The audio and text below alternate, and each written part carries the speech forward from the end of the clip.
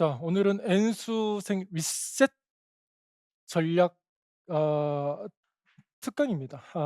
그러니까 N수생이 비율이 뭐 정확한 통계를 우리가 알 수는 없지만은 어 일단은 뭐 추측을 하는 거는 '초수보다 N수가 좀 많다.'라고 사실은 좀 추측을 합니다. 유입되는 인원보다 그동안 해 왔는데 좀 안 돼서 다시 공부를 하는 사람들, 그러니까 이 N 그 임용고시의 대한 우리가 시험을 생각할 때 제 개인적인 뭐 여러 가지 경험이나 이런 걸 가지고 좀 얘기를 할 테니까 편안하게 들어 주세요. 제가 얘기를 하면서 그 각자에게 적용될 수 있는 것, 좀 깨닫는 거, 이런 것들을 어 좀 노트에서 기록해서 적용하려고 좀 하도록 부탁드리겠습니다. 많은 것들이 우리가 뭔가 좀 안 됐을 때, 내 생각대로 안 됐을 때 있죠? 그랬을 때 '왜 안 됐을까?'라고 하는 그 이유를 좀 알아요. 근데 임용고시는 좀 이유를 알기가 힘들어요. 그래서 다른 게 힘든 게 아니라 여기 지금 와 있는 선생님들, 제가 이걸 전제를 하는데 '하고 싶어. 교사가 되고 싶다.'입니다. 근데 이게 해 봤고 '한다고 될까?'가 시작의 전제라고 저는 생각을 하고 대화를 해 나가겠습니다.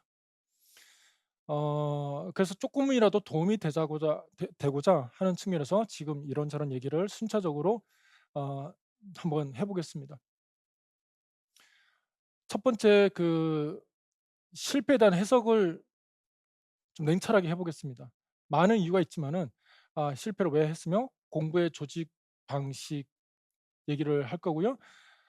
답안을 어쨌든 결과물을 이거를 잘해야 내가 합격을 하는데 이거를 어떻게 해야 될지 같이 고민 좀 해 보겠습니다.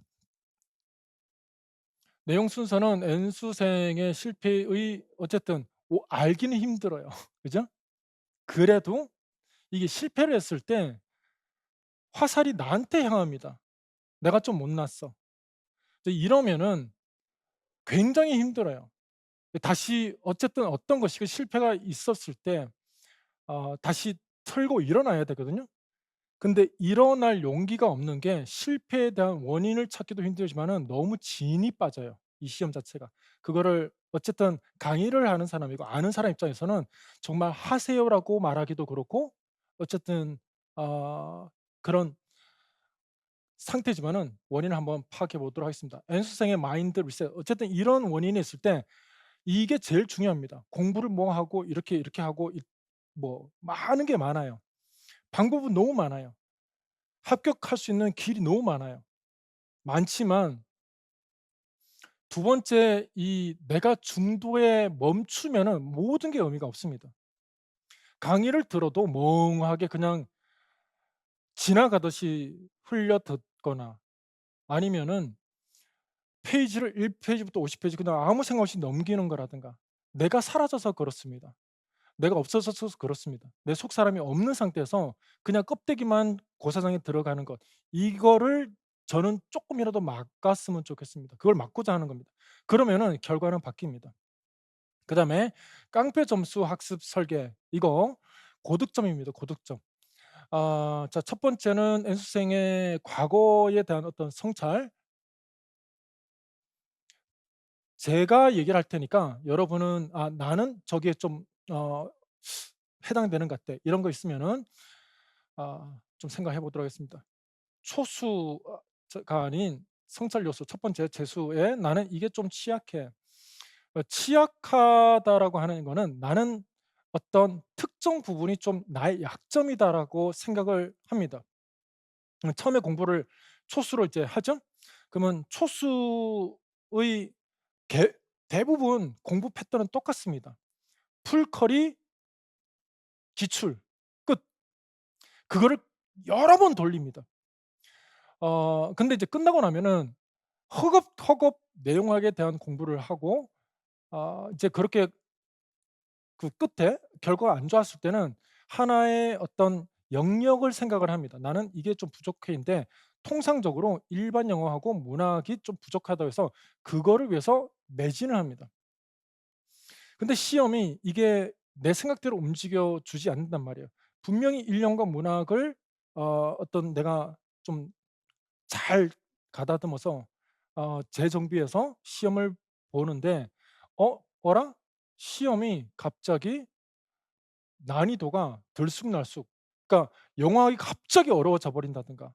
그러면 나는 일령을 어쨌든 올라갔 실력이 올랐어요. 올랐는데 이게 다 맞추는 건 또 아니란 말이에요. 그러면 비슷하게 인력 문항에서도 비슷하게 나오고, 영어 학에서 어렵게 나오면은 거기서 점수를 까먹고 또 연결해내서 실수를 하게 되는 거. 그래서 이게 '특정 부분이 약하다.'라고 하는 게 사실은 잘못된 생각입니다. 이 시험이 어떤 한 부분이 '내가 약하다.'라고 하는 생각을 하는 순간 그거에만 신경을 쓰거든요. 근데 우리가 뭘 생각해야 되냐면은 쪼끔 냉철해야 됩니다. 처음엔 내가 초수였을 때 다시 시간으로 되돌아가 보세요. 초수에 되돌아갔을 때 공부에 그러면 내가 약한 거 말고 다른 거 있죠? 그거는 강하냐라고 물었을 때는 예스냐가 나와야 되거든요. 근데 초수에서 그 내용학에 대한 공부를 했을 때 구멍이 여전히 있단 말이에요. 대부분 구멍이 있거나 또 시간이 좀 지나서 '아 좀 힘들어. 좀 나 상반기 쉴래.' 하면은 망각이라고 하는 게 생각보다 굉장히 무섭습니다. 그러면 결국 대부분은 N수는 모고 때 확 이렇게 이제 내가 칼을 갈아 놓으라 쫙 해서 인제 나타나는데, 초수 때 채우지 못했던 보지 못했던 여러 가지 내용학에 대한 그런 것들이 기출해서 갑자기 어렵지 않았던 그렇게 효자 과목이었던 연결원이 막 유형이 바뀌어 버린다든가, 그러면은 속수무책입니다. 그렇게 칼을 갈았더니 일용문학도 내가 귀인이라고 했던 거, 그것이 그렇게 내가 내 노력에 빛을 못 발하고 이거는 좀 지켜줄 거다라고 하는 거에서 또 예상 못하게 감점이 됐고, 결국은 결과는 똑같습니다. 그래서 어 이 '한 분야가 약하다.'라고 하는 생각이 사실은 잘못된 생각입니다. 균형입니다. 골고루. 어떤 게 내가 강하고 어떤 게 약하다라고 하는 생각에서 벗어났으면 좋겠습니다. 어떤 게 싫어. '아 내가 좀 문학 이거는 진짜 싫어. 이거는 어차피 해도 노력을 보상을 못 받는 영역이야. 그래서 버릴래.' 혹은 '기평은 나는 계속 영혼이 과거에 안 맞았어. 그러니 나는 이거를 버리고 서술형을 다 맞출래.' 그런 일은 일어나지 않습니다. 절대로 포기하는 영역이 있어서는 안 됩니다. 그리고 좋아하는 영역이 있어서 그거를 빨리 해결하고 나머지 약한 거에 시간을 올빵할 거야. 그것도 좋지 않은 전략입니다. 왜? 시험이 움직이기 때문에 그래요. 시험이 움직이는 타겟이기 때문에 내가 그거를 아무리 완벽하게 준비를 하더라도 시험이 내 생각보다 더 어려워 버릴 수도 있는 것이고, 그러면 더 쉬워 버릴 수 있는 건데, 쉬워 버리는 거는 정말 위험한 거예요. 난이도가 떨어지잖아요. 이거 뭐 올해 쪼끔 어려웠던 거는 사실입니다. 커트라인 엄청 내려갔죠. 그러면 이러면은 어떤 반대급부적으로 시험이 그쪽도 눈치를 네 본단 말이에요. 이게 약간의 다 들어요. 그러니까 '아 작년에 이랬으니까 올해 요렇게 이렇게 하면 또 뭐 쉬워지면은' 이게 인플레가 일어나는 것처럼 점수가 이렇게 그 '아 내가 이 정도니까 이 차를 준비했는데' 근데 봤더니 커트라인 1 이야. 커트에서 1점 플러스야. 우리가 생각해야 되는 게 제일 제가 봤을 때 무서운 사람이 제일 염려되는 사람 그룹이 있습니다. 소수인데 공부 그닥 안 했는데 합격하는 사람. 그런 분들이 제 경험입니다. 대체적으로 좀 위험해요. 왜냐하면은 공부를 다시 해서 일단 컷돼서 1 점이잖아요. 컷돼서 1 점을 이게 안 됐으면은 이게 컷이야. 플러스 1 이야. 그럼 2 차를 가죠? 그게 안 되잖아요. 근데 안 됐을 때 다시 공부를 하면은 '나는 1 차는 당연하지.'가 무의식 속에 깔려 있어요. 근데 분은 이게 되면 정말 다행이에요. 돼야 돼. 진짜 어떻게 해서건 진짜 그냥 끝을 내야 돼. 근데 안 되잖아요. 공부 안 돼요. 내가 거의 갔는데 교단에 설 뻔했는데 안 됐다라고 하는 것 때문에 공부를 안 합니다. 그러니까 물론 열심히 하시는 분도 계십니다. 근데 공부가 안 돼요 잘. 현실적으로. 근데 이거를 어떻게 생각해야 되냐, 요 결과는 플러스 1 인데 그다음에 그러면 인제 당연하다라고 말씀드렸죠, 합격이. 왜냐면 합격했으니까. '아 이거 되네?' 성공을 맛봤단 말이야. 그러면 다음에 돼야 되는데 당연하지 않아요. 딱 떨어집니다. 이게 2 차에서 내가 좀 점수가 많이 까였다 이러면 또 엄청 스타들을 모아서 2 차를 하는 분도 계시거든요. 1 차에서 떨어집니다, 1 차에서.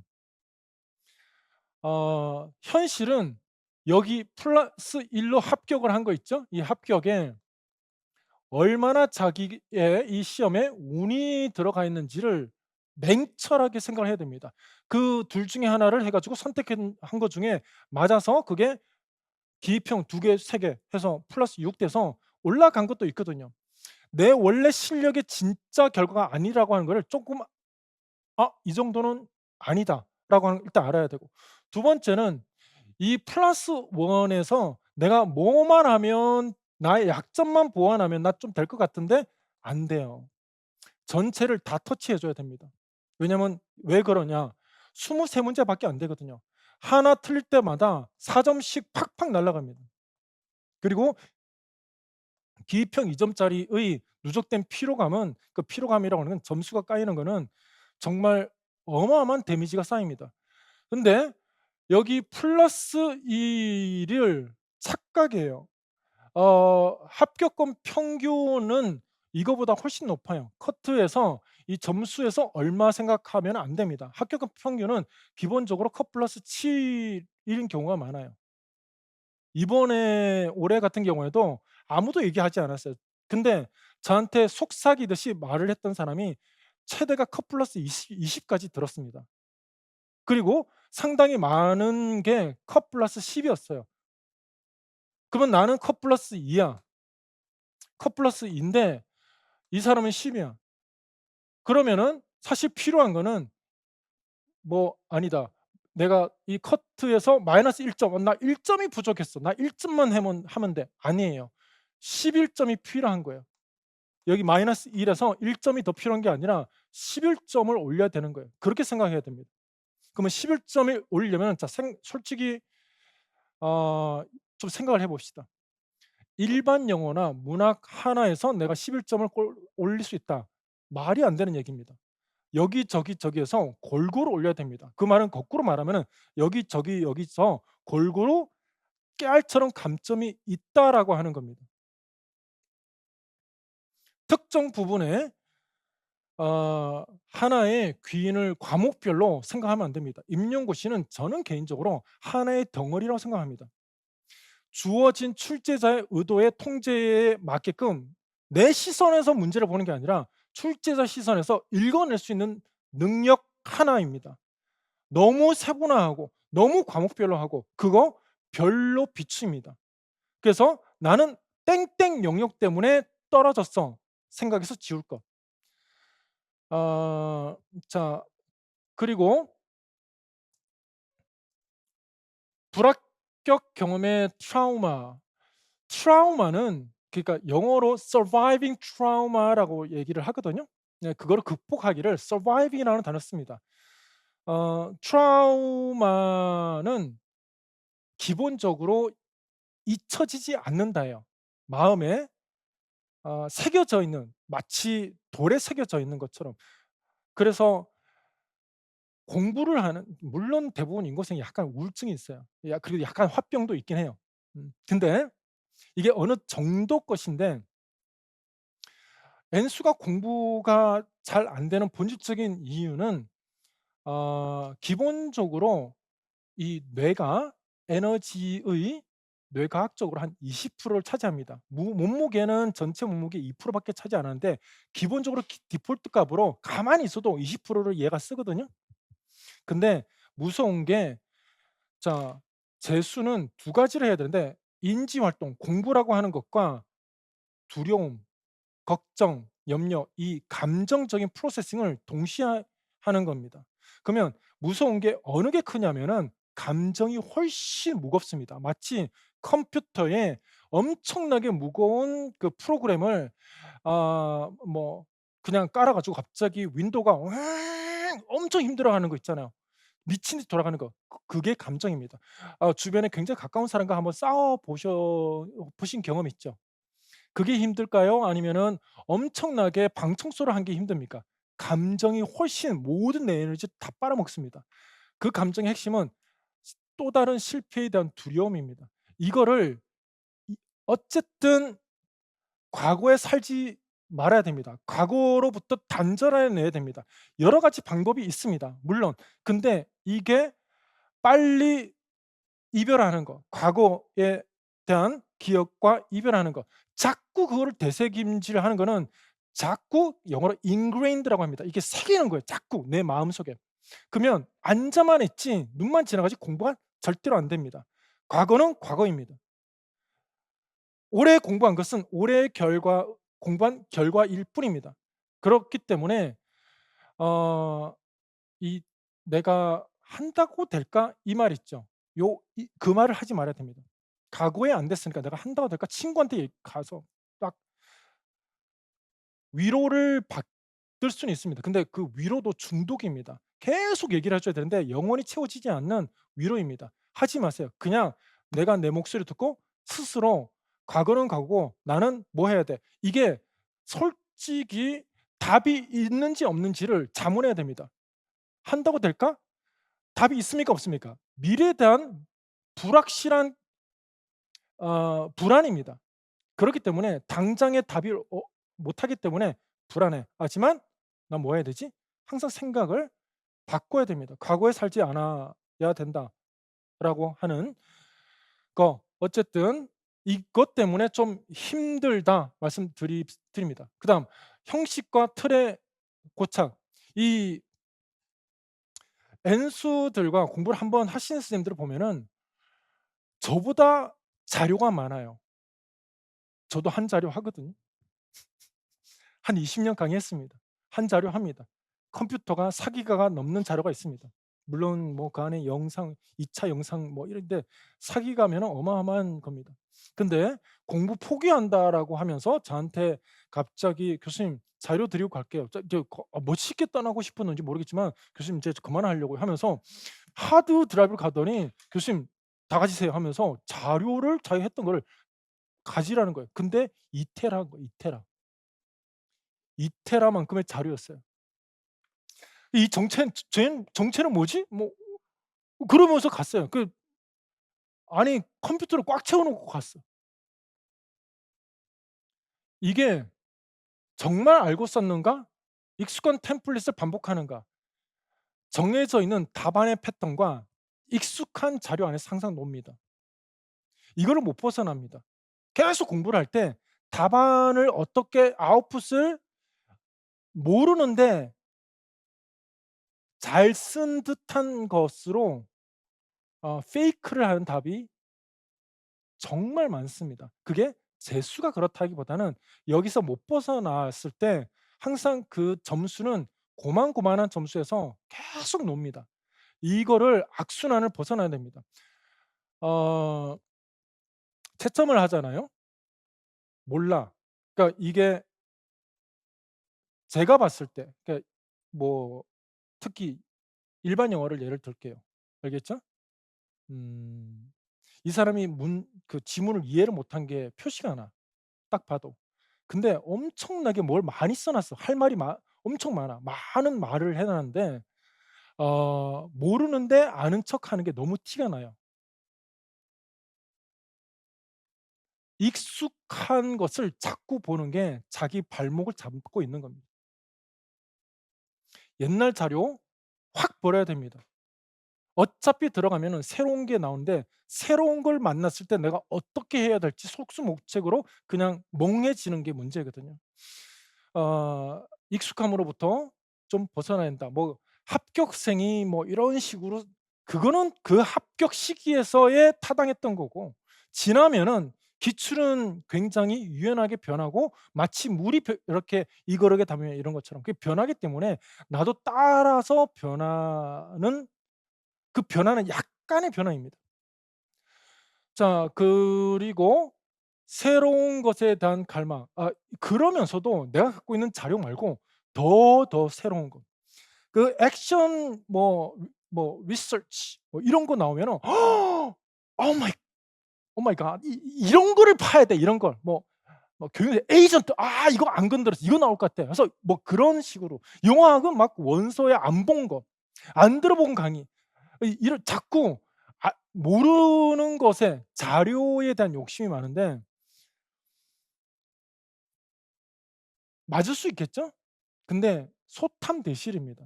액션 리서치 맞췄다고 쳐요. 그러니까 어떤 구석에 있는 거 맞추고 에비던스 틀리고 읽어서 이해 못해서 엉뚱한 얘기 쓰고 시간 없어서 못 풀고 드라마 못 풀고 이러면은 이거 하나 맞추고 다 틀리게 되는 결국 점수는 또 똑같습니다. 자료 욕심 절대로 내면 안 됩니다. 그다음 두 번째 파트로 넘어가겠습니다. 그러면은 인제 우리가 좀 솔루션을 생각을 해 보겠습니다. "이 길이 내 길이 아닌가?" 이 얘기 진짜 많이 듣습니다. 상담을 와서 교수님 기독교 어떤 신앙을 갖고 있는 학생이 심지어 저한테 어떤 얘기를 하냐면 하나님을 덜 먹이더라고요. 하나님이 정말 난감합니다. 신앙까지 저한테 옮기면은 하나님이 이 길이 제 길이 아닌데 제가 욕심을 내서 제가 고집이 심해서 제 욕심 때문에 이렇게 하는 건가요? 그러면 나는 목사가 아닌데 할 할 말이 별로 해줄 말이 없거든요. 하나님이 아는데 그러면 내가 하나님이랑 싸워서 어떻게 이겨요? 그래서 이 질문은 기독교인이건 아니면은 그냥 일반 사람도 '아 이게 내 길이 아닌데.' 이 존재에 대한 질문을 하고 있는 겁니다. existence 나에 대한 존재 가치. 근데 이 질문은 올바른 질문이 아닙니다. 적어도 강의를 하는 입장에서 제가 확실하게 말씀드릴 수 있는 것은 이것은 좋은 질문이 아닙니다. 내가 가치가 있다라고 하는 것은 이 시험과 연결해야 되는 대상은 절대 아닙니다. 이거는 단순하게 정말 세상이 빨리 변하고 있고 자 여러분도 그래서 변화를 느끼고 있겠지만 직업 자체가 없으십니다. 이거는 중학교에서 내가 경쟁을 해서 고등학교 올라가듯이 남과 비교해서 성장해서 어느 나이에 뭐가 되고 그런 게 아닙니다. 그냥 이직입니다. 혹은 잡을 구하는 겁니다. 옛날에는 뭐 어떤 교직에 대한 뭐 어떤 열정과 사명 물론 좋습니다. 그런 게 있으면 좋습니다. 근데 제가 봤을 때 개인적으로 그냥 생존입니다. 먹고 살고 그리고 하나의 내가 가고자 하는 어떤 직업의 선택입니다. 존재 가치 여부와 전혀 상관없습니다. 존재는 이미 증명됐습니다. 누군가에게 딸이고 누군가에게 어떤 엄마, 아빠의 딸이고 누군가의 친구고 이런 것 자체가 존재의 가치로 연결해야 되지 이것 때문에 존재가 이러면은 어떤 현상이 일어나냐 하면은 어 그러니까 쪼끔 이게 뇌를 나의 뇌를 이해하는 게 도움이 돼요. 내가 흔히 말해서 쫄잖아요. 쫄아. 쫄면은 두 가지 반응밖에 안 합니다. 두 그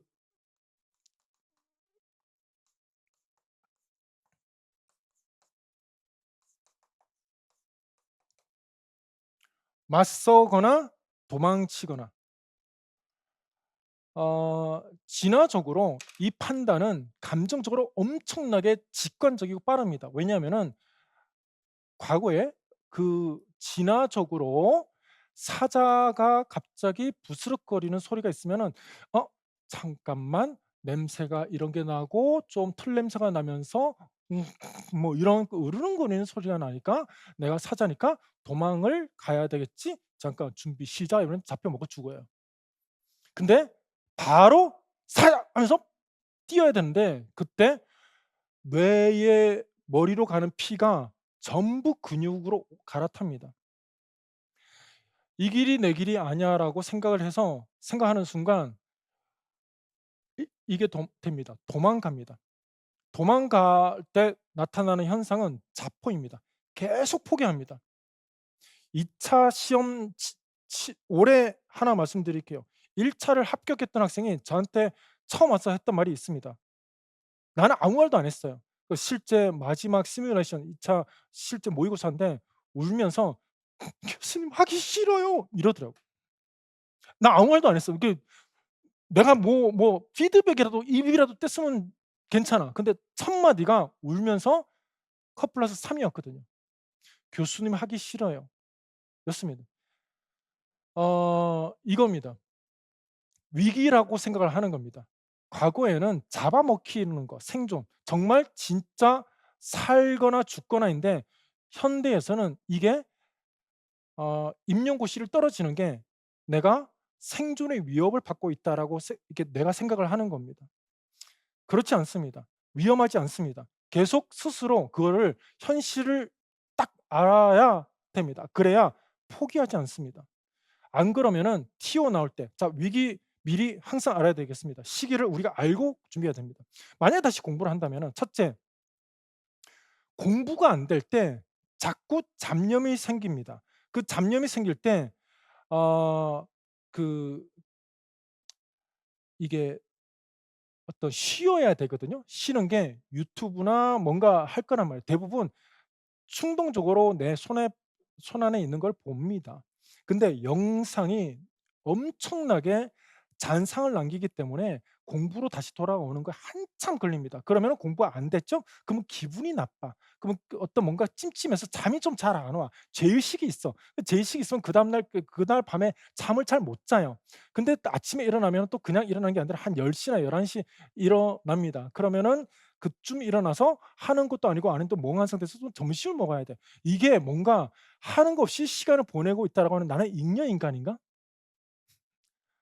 이런 자기에 대한 그 악순환입니다. 시작은 맞서야 됩니다. 그렇게 무섭거나 사자가 아닙니다. 이 시험을 "왜 떨어지느냐?"라고 저한테 물으면은 내가 실력이 부족해서라고 해서 화살을 나한테 향할 필요가 없습니다. 다만 내가 제 입장에서 말씀드리겠습니다. 누가 합격하느냐 묻잖아요. 압도적으로 실력이 좋은 사람 뭐래? 2차 하잖아요. 원어민이 꽤나 있어요. 이번에 말씀드릴까요? 아까 울었던 학생 있죠? 합격했어요. 잔소리 겁나게 들었어요. 그 한 번 울고 또 달래줬어. 화장지 휴지 주고 쭈쭈 하고 진짜 음 뭐 이렇게 울면은 일단 기다려 줘야 돼. 그래서 하고 아니 감사해야지. 너 그 말이 여기까지 나왔는데 "바꿀래? 불합격자 엄청 많은데 바꿀래?" 하고 싶었는데 인제 그거는 좀 그렇죠? 그래서 "괜찮아. 자 괜찮아. 쪼끔 있다가 나갔다가 다시 들어와." 이러면서 이제 했는데 합격했단 말이에요. 뒤집었어요 심지어. 저 때문에. 아니 굉장히 아끼는 학생이었어요. 엄청난 대화를 했습니다. 마인드가 바뀌었어요. 그래서 어느 갑자기 눈빛이 하면서 해 보자." 하니까 뒤집고 올해 지금 경기도 들어갔습니다. 근데 반대로 "영어 잘한다."라고 좀 이렇게 있거든요. 딱 들으면 알아요. 그냥 찰진 발음에다가 그냥 뭐 영어가 탁탁탁탁탁 이렇게 하는 올라갔을 때 또 어떻게 퍼포먼스가 좀 좋나? 막 막 "Hello, are you ready?" 뭐 이러면서 막 그냥 뭐 그냥 "Look at the" 막 이러면서 앞에서 막 진짜 막 온갖 뭐 있거든요. 그리고 기본적으로 "Are you ready?" 뭐 이런 차원이 아니라 뭐 "Are you excited? I'm excited. You excited? We excited?" 뭐 이러면서 하는데 점수 안 좋아요. 원어민이잖아요. 실력 좋잖아요. 영어 잘해야 되잖아. 그리고 또 1 차에서도 이번에 정말 신경이 쓰였던 학생이 있어요. 영어를 너무 못해. 자기 말이에요. 초수 때 일반 영어 그러니까 읽기 연습을 아예 안 했대요. 재수를 하더라고. 재수 때 만났어요 저랑. 만났는데 상담을 해서 그럼 이제 하겠대. 이제 해서 일반 영어하고 문학을 엄청 했어요. 영어학은 또 겁나게 잘해. 근데 영어학 지식은 많은데 또 문제를 못 풀어. 문제 나오면은 또 약간 실수하고. 그러니까 약간 교육론 좀 치고 하는데 인령이 안 느니까 되게 속상해하더라고. 이 모의고사 볼 때마다 제일 먼저 푸는 게 인령 먼저. 그 뭐 그 소리가 여기서 들려. 특히 영미 씨가 제일 어느 순간 이제 시를 펴. 다른 거 다 무시해. 쫙 넘겨서 시를 펴더니 15 분에서 한 20분 동안 시만 봐. 왜? 다른 거는 그만큼 자기가 치고 할 수 있다라고 하는 자신감이 있거든. 근데 시작하죠? 이 소리를 내면서 푸는데 '아 안 되면 어쩌지?' 내가 너무 아끼는 학생이 남자였어. 그게 또 전화를 하네. 끝나고서 "교수님 한번 인사드리겠습니다." 이러더라고요. 그 말의 의미를 내가 바보가 아니에요. 다 알아. 시험 끝나고 나서 "교수님 그래도 감사했습니다. 아직 1차 발표가 안 났는데 교수님 음 그래도 어 제가 한번 노량진가 지금 집에 내려와 있는데 한번 사투리로 한번 인사드리겠습니다." 뭐 어떻게 했나? 그래도 그렇게 했어. 근데 결과 발표 나서 전화가 또 온 거예요. 근데 와서 "교수님 합격했습니다." 왜 그런 오두방정을 들고 했는지 7컷 플러스 7로 합격했대. 제 걱정은 영어를 너무 못하는 거였어요. 합격했어요. 그것도 2 차도 잘하고 많은 학생을 받고 많은 학생을 가르쳤습니다. 압도적으로 실력에 의해서 결정되지 않습니다. 저한테 어떤 사람이 합격하냐? 포기하지 않는 사람이 합격을 합니다. 그리고 좀 틀려도 움직이는 사람이 합격을 합니다. 앉아서 고민만 하고 있는 사람 그닥입니다. 완벽하려고 하다가 죽도 밥도 안 됩니다. 무조건 불완전하지만은 움직여야 됩니다. 해야 됩니다. 그리고 이것저것 벌집 쑤시듯이 하지 말아야 됩니다. 이거 봤다가 저거 봤다가 이 강의 들었다가 저 강의 들었다가 내가 공부의 주인이 아닌데 여기 풀커리를 타니 출제위원이 강의하는 분들이 아니에요. 모고는 쉽지. 강사 생각만 읽으면 되니까. 기본적으로 시험을 잘 알아야 됩니다. 시험은 변한다가 기본적인 전제입니다. 토익이 아니기 때문에 문제 연행이 아니기 때문에 정해진 패턴이 아니고 학문이고 학자가 내기 때문에 계속 변하는데 그 학자의 출제 시선에서 문제를 보고 답을 칼처럼 쓰는 사람은 무조건 깡패 점수 나옵니다. 그 훈련이 돼야 됩니다. 뭔가를 자꾸 준비를 하거든요. 최대한 많은 답을 준비해서 쓸 거리를 만들어 놓는 게 노력 대비 가성비가 결과가 너무 안 좋아요. 노력을 거부받아요. 노력을 이게 거부당하는 경험을 하게 됩니다. 존재 문제 아니라는 거 그러니까 내가 지금 느끼는 이게 심해지면은 공황장애까지 오거든요. 이게 "너는 위험해."라고 하는 뇌가 착각을 일으켜서 몸에다가 그냥 심장을 뛰고 막 호흡이 곤란하게 해서 빨리 도망가라고 재촉을 하는 겁니다. 어 힘 자 그다음 트라우마 탈 시험 트라우마 탈적거나 이거는 그 수면에 장애가 있는 사람, 불면증이 있는 사람 있죠? 불면증은 침대랑 수면과 족관화가 되어 있습니다. 침대는 부정적인 경험을 하는 곳입니다. 왜냐하면은 잠을 자려고 엄청 노력을 하거든요. '왜 잠이 안 오지? 새벽 2 시. 아씨 내일 완전 내일 완전히 엉망 나 공부할 거 많은데 아씨 완전 나 끝났어. 짜증나.' 이러면서 침대와 족관화가 되어 있습니다. 임용고시는 이처럼 그러니까 이게 이 방법은 침대에서 그 어떤 긍정적인 경험을 해야 됩니다. 부정적인 경험이 있기 때문에 침대만 들어가면은 눈이 번쩍 떨어지는 겁니다. 침대에서 벗어나야 됩니다. 임용고시의 트라우마 탈출 방법은 현장은 시험장 불안, 시험지 긴장, 시간 제한에 대한 공포, 최고로 제가 본 것 중에 모의고사 풀 때 손을 진짜 보이게 이렇게 뜨는 사람을 봤습니다. 다른 사람이 10번 풀 때 그분은 5 번까지 풉니다. 내용학적인 지식이 없는 것도 아니에요. 완전히 잘 알아요. 말도 잘하고. 근데 시험만 보면은 사고가 멈추는 분이었습니다. 자 이거를 떨어뜨려야 됩니다. 침대에서 벗어나는 것처럼 항상 임용고시를 생각하지 말아야 됩니다. 항상 '내가 갈 곳이 저긴데 나는 못 갔다.'라고 하는 그 생각을 잠깐은 멈춰야 됩니다. 물론 이게 여행을 가거나 하는 거는 그거는 마약 같은 겁니다. 그거는 있는 게 아니라 여행 가서 뭐 이렇게 카페 들어가서 '뭐 하지?' 뭐 이런 거 있죠. 아 공동체가 모여 있는 온라인 카페 최악입니다. 왜 그런지 말씀드리겠습니다. 침대에서 누워서 행동을 하지 않고 남은 뭐 하나 관찰하는 거거든요. 그 마인드에 뭐가 있느냐 하면은 비교가 있습니다. 비교가 있습니다. 공부는 할 때 조언드립니다. 나랑 공부 딱 두 존재만 있어야 됩니다. 공부가 인격체라고 하면은 그와 내가 대화하는 사이에 타인이 끼어들게끔 자꾸 초청을 하지 말도록 합니다.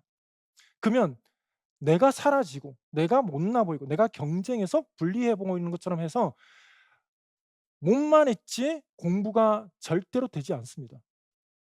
비교, 경쟁 그러니까 그냥 남이 신경이 쓰이지만은 자꾸 한 명한테만 신경 써야 됩니다. 그 한 명은 남이다 나. '나는 뭐 하고 있지?' 내 마음이 감정이 이런데 감정에다가 감정 이름값을 붙이세요. '내가 왜 이렇지? 아 두려운 거구나.' 그러면 두려움 하면은 훨씬 덜합니다. 그 정체를 그냥 형용사로 어 좀 무섭고 암울하다 뭐 이런 거를 그냥 그대로 이름을 붙여 버리면은 훨씬 감정 가벼워집니다. 그래서 시험에 대한 트라우마는 항상 생각하지 말 것. 시험 봐야 되는데. 그리고 그 들어가서 뭐 다른 공동체의 어떤 자꾸 눈팅하는 거 하지 않습니다. 다음 지식과 전략 사고틀. 당연히 과거에 봤던 지식은 익숙한 겁니다. 익숙함에서 벗어나야 됩니다. 시험은 익숙하지 않은 거를 익숙함으로 순간적인 학습력이 좋아야 됩니다. 어떤 것이건. 변별문항은 읽었는데 도저히 무슨 말인지 모르겠는데 근데 여전히 무언가를 원하는 걸 써야 되는 거란 말이야. 그러면 unfamiliarity 친숙하지 않은 내용을 내가 읽고 난 다음에 친숙한 내용으로 바뀌면은 답은 저절로 나옵니다. 그런데 학습 상황은 친숙한 것만 계속 돌리는 거예요. 그래서 깨끗한 걸 봐야 돼요. 프린트도 막 PDF로 막 쭉쭉 그려져 있고 옛날에 봤던 걸 특히 기출이 이게 연역적이란 말이에요. 우리는 시험은 귀납적이에요. 사례를 보고 데이터를 보고 내가 정답을 도출해 내야 되는 겁니다. 원리를 가지고 그걸 적용해야 되는 겁니다. 근데 기출은 연 연역적이에요. 답을 알고 지문을 보기 때문에 이게 모티베이션이 안 생겨요. 기출을 그렇게 보면 안 됩니다. 자 그래서 안정감을 줄 수는 있으나 새로운 사고가 일어나지 않는다. 그리고 꼭 제안하고 싶은 것은 읽기의 기쁨을 좀 회복했으면 좋겠다. 읽기라고 하는 것은 임용고시를 하건 안 하건 읽고 쓰는 거는 인간이 어떤 일을 하건 벗어날 수 없는 어떤 본연적인 행위입니다. 내가 뭔가 카페를 열어서 광고를 하려면 뭔가 써야 됩니다. 오늘 하루 반짝 뭐 어떤 할인해서 멋지게 문구를 써야 됩니다. 읽는 거에 대한 내가 최초의 영어 교사가 되려고 했을 때 왜 결정을 했는지 생각 한번 해 보도록 합니다. 좋아해서 그런 겁니다. 첫사랑을 회복하라 정도는 아닙니다. 그냥 이것이 읽는 것이 결과에 대한 두려움 때문에 읽는 것 자체가 버퍼링이 일어나지는 말아야 됩니다. 다음 율리시스 계양 사이렌이라고 하는 게 있습니다. 그 인어가 내는 소리를 사이렌이라고 합니다. 율리시스 이 신화인데 그 율리시스가 이 강을 건널 때 미리 예언가를 통해서 듣습니다. 강을 건너면 인어가 소리를 내서 유혹을 해서 다 빠져서 그 난파덱에서 잡아먹을 거라고 얘기를 합니다. 그러니까 듣지 말라고 해요. 그래서 이 율리시스는 모든 선원에게 귀에다가 왁스를 넣습니다. 초 왁스 그거를 넣어 버리고 서 자기 그 선원한테 나를 묶고 자기가 자기를 묶습니다. 묶고 절대로 나를 풀어 주지 말라고 합니다. 내가 풀어 달라고 해도 아니나 다를까 "풀어 줘, 풀어 줘." 하면서 합니다. 그러니까 선원들이 어떻게 했냐면은 더 세게 묶어 버려요. 왜냐하면은 과거에 그가 미래의 자신에게 약속을 한 거예요. 앞으로 이런 일이 벌어질 거기 때문에 이때 조심해. 하나의 작은 노트를 정말 준비하세요. 이거 디지털 이런 거 안 좋습니다. 뭐 찾아서 파일 열고 또 하고 어디더라고 뭐 얼마나 그런 스티브 잡스처럼 그렇게 살지 마시고 조그마한 그 노트 있죠. 거기에다가 작은 느꼈던 거, 이런 일이 일어났을 때는 그 아하 모먼트가 있거든요. 공부하다 보면 '아 이거는 이렇게 풀어야 되구나.' 또 강의를 듣거나 아니면 혼자 공부하거나 스터디할 때 '아 이거는 이렇게 풀어야 되구나.'를 하는 걸 그 느끼는 거 있죠. 내가 느끼는 거. 남이 말해 주는 거 말고 그거를 기록을 해 놓습니다. '디렉션이 여기서 요런 거를 있을 때는 요걸 잘 봐야 되구나.' 그러면 respective로 있으면은 respect는 항상 긴장할 것. 요렇게 적어 놓고 그거를 자주 보는 겁니다, 자주. 자주 보고 고사장에 들어가는 아주 작은 노트 있죠. 그게 계약서입니다, 계약서. 이름을 뭐가 되건 붙여 놓으세요. 어 합격 인사이트 노트를 적건 아니면은 나와의 어떤 시험을 위한 나와의 대화 그럼 뭐가 되건 그거에 하나의 미래에 일어날 일에 대해서 실수가 일어날 부분을 간단하게 하나의 어떤 한 줄 평처럼 메모를 해 놓습니다. 이 메모를 하는 사람과 아닌 사람의 그거 그냥 적는 거 메타인지입니다. 어마어마한 결과가 차이가 납니다. 그 울었을 때 "교수님 이 차 하기 싫어." 그게 갑자기 울음이 터지는 게 아닙니다. 쌓여서 터지는 겁니다. 계속 아직 일어나지 않은 상황에 대해서 나는 머리에 리허설을 했기 때문에 딱 그 상황이 왔을 때 '아니 왜 10점 이상 커트라인이 아니라 3 점이니까 3 점에 뭘 상상하는 겁니까?' 불합격을 상상하고 있는 겁니다 이미. 나의 가설이 자기한테는 현실인 겁니다. 그거를 1 차에서 공부할 때 1년 내에 하는 거는 정말 공부를 아예 하지 마세요. 몸과 마음이 일체가 돼야 됩니다. 그래서 율리시스 계약서를 가끔 썼으면 좋겠습니다. 자, 세 번째 깡패 점수 합격 설계 철제. 어 아까 얘기했던 건데 읽기 능력을 모의고사 때 안 넣습니다. 7월 달에 에어컨 샤워를 맞으면서 공부 안 됩니다. 장마 있습니다. 그리고 또 요즘은 5월 달부터 더워집니다. 시대 이게 내가 어떤 일이 일어날 건지 잘 알아야 됩니다. 읽기 능력은 한 방이 없습니다. 매일 조금씩. 왜 그렇습니까? 감이라서 그렇습니다, 감. 아무리 수영을 잘하는 사람도 갑자기 하면은 안 되고요. 아무리 노래를 잘하는 사람도 갑자기 목을 열면은 삑사리가 납니다. 마찬가지입니다. 운동을 안 하는 사람이 갑자기 뛰면은 쥐가 내립니다. 매일 쪼끔씩 읽어야 됩니다.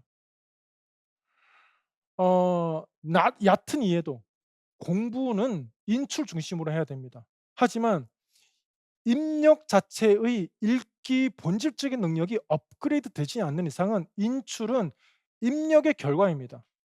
써 봐야 됩니다. 하지만 읽기에 대한 공부를 하되 인출 중심의 학습을 해야 됩니다. 지식은 쌓는 게 아니라 꺼내는 겁니다. 어떤 것이건 내가 아는 거를 한 줄로 써 보고 또 문제를 풀어 보고 하셔야 됩니다. 꼭 인출 중심의 학습 이게 많은 걸 알아야 성적이 잘 나오는 게 아닙니다. 여러분 공부의 어떤 패턴이 어떤지를 한번 보시기 바랍니다. 뭔가 주어진 정보를 파악해내는 능력을 기르고 있습니까? 아니면은 행동주의부터 챕터 1 보고 있습니까? 지식을 쌓고 있습니까? 지식 축적은 지식의 포만감을 줍니다. 안정감을 줍니다. 하지만 실력과 무관합니다. 이게 뭔가 그렇게 많이 알아야 되는 게 아닙니다. 올해 초수가 있었는데 7월 달에 저한테 한 소리 들었대요. 저는 몰랐는데 제가 그런 얘기를 했다고요. 기본이 안 돼 있다고 얘기를 했다고 합니다. 좀 미안했습니다. 근데 보니까 나중에 들어보니까 진짜 기본이 안 돼 있긴 했습니다. 그래서 1-2 월에 7-8 월에 1-2월 기본 이론 강의를 추석 때 들었어요. 영어학이랑 연결어를. 초수 그 그 초수랑 10년 만에 다시 공부했던 사람이 있습니다. 일병행 사람인데 10년 만에 돌아왔더라고요, 자기가. 그리고 일도 하고 있고. 그러니까 10년 만에 처음 하니까 '아 맞아. 영어학에 뭐가 있었는데 기억이 날까요, 안 날까요?' 안 나. 추석 때 또 어 2번 돌렸대요. 다 집에 갈 때 스터디 카페 가서 혼자 했대요. 합격했습니다. 컷 플러스 7 점으로. 방법과 전략을 바꾸면은 충분히 가능합니다. 두 번째 slow but steady 이게 답입니다. 꾸준하게 한꺼번에 내가 13 시간을 오늘 13 시간 자면은 떨어지고 14 시간 하면 아닙니다. 도전 드리겠습니다. 하루에 딱 5시간씩만 하도록 합니다, 올인하면은.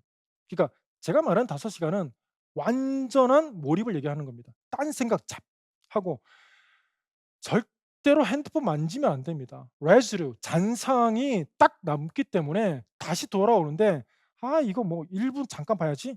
15 분이에요. 카톡 잠깐 확인하고 15 분이에요. 돌아오는 집중력이 다시 올라오는데 엄청 오래 걸립니다. 멀티하지 마세요. 그래서 상반기 학습 리듬의 철학은 슬로우 버 스테디입니다. 하나라도 꾸준하게 하는 게 맞습니다. 체력, 제가 아는 대부분의 공부 여러 번 하신 선생님들은 체력이 저질 체력입니다. 모두가 그렇진 않습니다. 근데 이 1 차에서 11 월까지 달리려면은, 그리고 90 분을 달리려면은 체력이 받쳐주지 않으면은 한 60분 지나면 나머지는 거의 자포한 상태에서 꿀쩍꿀쩍하죠. '그냥 집에 갈까?' 이런 생각이 들 정도입니다. 체력이 또 근력량은 과학적으로 멘탈과 근력량은 비례한다는 게 이미 증명됐습니다. 누구는 2분 만에 싹 보고 이해하는데 나는 2 시간을 보고 앉아 있어요. 어떤 인지적인 에너지가 없어서 그렇습니다. 움직여야 됩니다. 정적인 활동을 우리는 굉장히 정적인 활동을 하기 때문에 섞어 줘야 되는 게 동적인 활동입니다. 정말 운동하셔야 됩니다. 쪼끔만 앉아 있으면은 집중이 떨어져서 조는 분들 안 됩니다. 아침에 멍한 분들 전부 다 저질 체력입니다. 매일 쪼끔씩 운동하는 거 꼭 필요합니다. 2 차의 연습량을 못 견딥니다. 우리 4번 만나요." 스터디 멤버들이 "일 주일에 우리 4번 만나요." 이러는데 2번 만나고 자기는 이 이래. "헬로 클래스." 안 돼, 안 돼, 안 돼. 그다음 맨 마지막 이것으로 마감을 하겠습니다. 합격생이 저한테 합격수기에서 보여줬던 겁니다. 여기 사다리가 2개 있습니다. 하나는 지금 밑에까지 잘 안 보이는데 밑에 약간 돼 있어요, 밑에 약간. 여기는 지금 엉망이죠? 사다리가 2개가 있는데 완벽한 사다리가 이쪽이에요. 완벽하게 쫙쫙 일자로 돼 있어요, 2개가. 시작을 못 해요. 이런 거를 완벽한 게으른 완벽주의라고 합니다. 뭘 하나 모르면은 그거를 끝까지, 그러니까 이게 물론 쉽게 포기하면 안 됩니다. 뭐 어떤 모르는 거 있다가 이래도 흥 저래도 흥 그게 아니라 생각에서 완벽함을 얘기하는 거예요. 생각에서 완벽함. 근데 그 자기에서 생각하는 완벽함이 완벽함이 아니거든요. 개인적인 완벽함입니다. 요래야 됩니다. 어쨌든 한 걸음을 떼야 됩니다. 한 걸음을 떼서 진도가 좀 나가고 이해가 안 되는 거는 나중에 또 돌아와서 또 터치하고 또 해야 될 거 하고, 뭔가 좀 혼란스럽지만은 그 안에서 질서가 만들어지는 거 있죠. 그거를 내가 느끼면서 찾아가는 게 요 합격의 길입니다. 모두가 이렇게 합격을 했습니다. 제가 말하는 거는 모두라는 거는 적어도 제가 아는 많은 합격자들 입장에서 그렇게 많이 말하는 원어민이면은 유리해. 아무도 원어민이 아니었습니다. 이 차 들어보셨습니까? 저는 다 들어봤습니다. 저만큼 이 차 많이 들어본 사람은 대한민국에 없습니다. 그건 자신합니다. 그리고 1 차의 답안에 대해서 저만큼 채점 많이 하고 첨삭 많이 하는 사람 없습니다.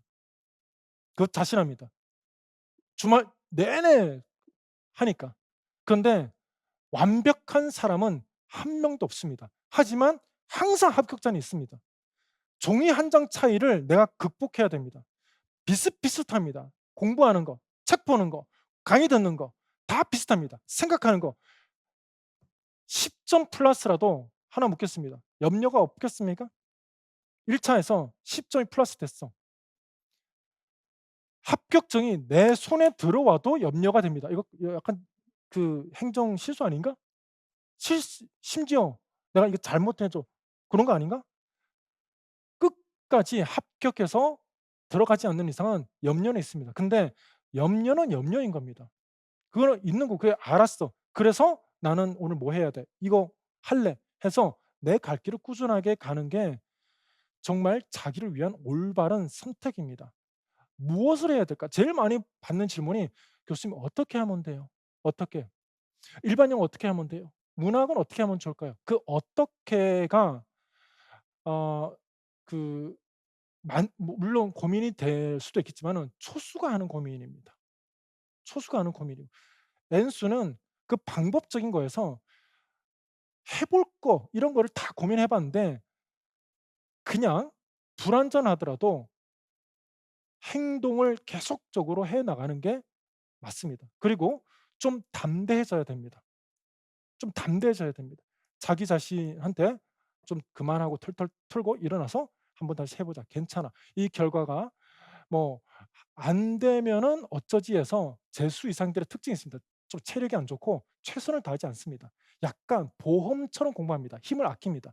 전심 영어로 wholeheartedly라고 합니다. wholeheartedly 전심을 다해서 '내가 이 시기에 이걸 하겠다.'라고 결단했으면은 나의 모든 거를 쏟아내야 됩니다. 안 그러면은 이게 그 결과 상관없이 저는 그렇게 생각합니다 개인적으로.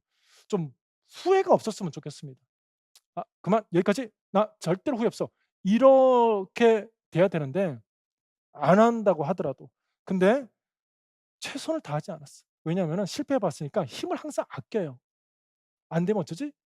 일병행이 나쁘지 않아요. 일병행 나는 좋게 생각합니다. 근데 남이 하니까 일병행하는 거 최악입니다. 일병행 해야 될 사람이 있어요. 보면은 진짜 실력도 갖췄고 모든 걸 다 갖추고 있어요. 근데 뭔가 삐끗해 가지고 좀 안 됐어. 그런 사람들 근데 약간 또 이렇게 계속 앉아가 있는 게 답답해. 에너지도 발산해야 되고. 그런 사람은 일병하면서 또 공부를 한단 말이에요, 저녁에 앉아서. 그런 사람은 괜찮아요. 근데 제가 하니까 나도 할래. 근데 보면은 여기저기 구멍이야. 읽는 게 안 돼. 채워야 될 게 많아. 그 공부하는 거 보면은 튀어나잖아요. 9월 달에 튀어나잖아. 멍해요. 나는 여기 쓰려고 했는데 한 자리야. 기본적으로 한 자리는 웬만하면 좀 시 뭐 5 명이다. 주 일단 한번 다시 생각해 봐야 됩니다. 뭐 심지어 신의 아들 아니면 신의 딸이만 될 수 있다는 말까지 얘기를 하던데 확률적으로 한 자리가 좀 위험하다는 말을 얘기를 하는 겁니다. 어 가을 되면은 모두가 모고 모두가 열심히 하기 때문에 다른 사람이 너무 눈에 걸립니다. 그래서 공부 안 됩니다. 그리고 또 감기 한번 걸립니다. 그러니까 이게 차 떼고 포 떼고 다 떼고 나면은 공부 시간이 굉장히 내트로 적기 때문에 내가 상반기에 어느 정도 좀 실력을 업그레이드 시켜 놓고 모고 때 실전 능력을 갖추겠다라고 하는 거에 어떤 전체적인 메타적인 시간이 나한테 얼마 있고 내가 뭘 해야 되는지 X, Y 좌표에 Y 좌표의 시간, X 좌표에는 무엇, 내용물, 시간 안에 뭘 해야 되는 거를 생각할 때 규모 있는 학습 계획이 나옵니다. 그렇지 않으면 무한대가 됩니다. 남이 하니까. 저 책 보니까 또 저 단어 책 보니까 나도 봐야 될 것 같고 안 됩니다. 단어책 아무거나 보면 됩니다. 내가 모르는 단어 그때그때 챙겨도 됩니다. 그러니까 첫째 정리하겠습니다. 비교하지 말 것. 그리고 do not dwell on the past. 과거에 대한 거를 갖고 자꾸 미래랑 연결하지 말 것. 그렇게 살면은 이게 '내가 쟤랑 만났다가 헤어졌으니까 나의 연애는 다음 또 실패할 거야.' 그거랑 똑같은 겁니다. 비합리적 신념입니다. 그리고 또 마지막으로 하나 과한 의미 부여. 저에게 상담하면서 이렇게 얘기를 하신 분이 있습니다. 교수님은 교사 되는 게 제가 교사 되는 게 얼마나 큰 의미인지 교수님은 몰라요. 굉장히 그럴싸한 말입니다. 근데 그런 말을 하는 순간 실패에 대한 두려움이 훨씬 커집니다. 그분이 아까 손을 이랬던 분입니다. 의미가 되고 물론 맞습니다. 하지만 그거를 너무 생각하면은 비합리적 신념이 생깁니다. '이게 아니면은 나는 아무것도 아니야.' 라는 생각으로 옮겨 갈아타면서 어 실패에 대한 두려움이 많이 생기기 때문에 너무 그런 말을 자기한테 자주 안 했으면 좋겠습니다. 조금 단순하면서 그날 해야 될 거를 마치 직장인처럼 자 한번 따라해 볼까요? 마치 뭐라고요? 직장인처럼 9 to 5가 있고 또 직장인은 어떻습니까? 가끔 휴가 쓰죠? 연차 쓰죠? 오늘은 연차. 그런 거에 대해서 죄의식 없이 '연차 쓸래?' 하면서 카페 가면서 '다른 애들은 뭐 하고 있지?' 보고 연필 찾고 넷플릭스 보고 있어. 그런 거를 하지 말라는 겁니다. 과감하게 내가 회복돼 쉴 때 쉬고 할 때는 또 열심히 하고 이런 식으로 '몸과 마음이 일치했으면 좋겠다.'라고 하는 거. 다시 어 이 교사라고 하는 거는 나의 굉장히 큰 의미다. 물론 의미가 맞습니다. 하지만 공부할 때는 그냥 '행동하는 거에 집중을 했으면 좋겠다.' 이렇게 말씀드립니다. 어떻게? 9 to 5 직장인처럼. 그래서 똑같은 시간에 일어나고 누가 보면은 똑같아. '쟤 저 맨날 저기 있어.' 합격합니다, 그 사람. 누가 보는데 '쟤는 항상 저기 있어. 저 스터디 카페 가면 저 시간에 저 사람 저 앉아 있어.' 분명히 합격합니다. 그렇게 규칙적인 삶의 패턴, 습관에 의해서 공부가 되는 것이 어떤 갑자기 열성이 올라와서 안 됩니다. 좀 도움이 되셨습니까? 장시간 들어 주셔서 감사합니다. 그냥 제가 쪼끔이라도 여러분에게 도움이 되고자 하는 바람에서 오늘 이렇게 쭉 진행을 했습니다. 자, 여기까지 하겠습니다. 자, 인사하고 그 상담 필요하신 분 저한테 오시면 되겠습니다. 인사하겠습니다. 수고하셨습니다.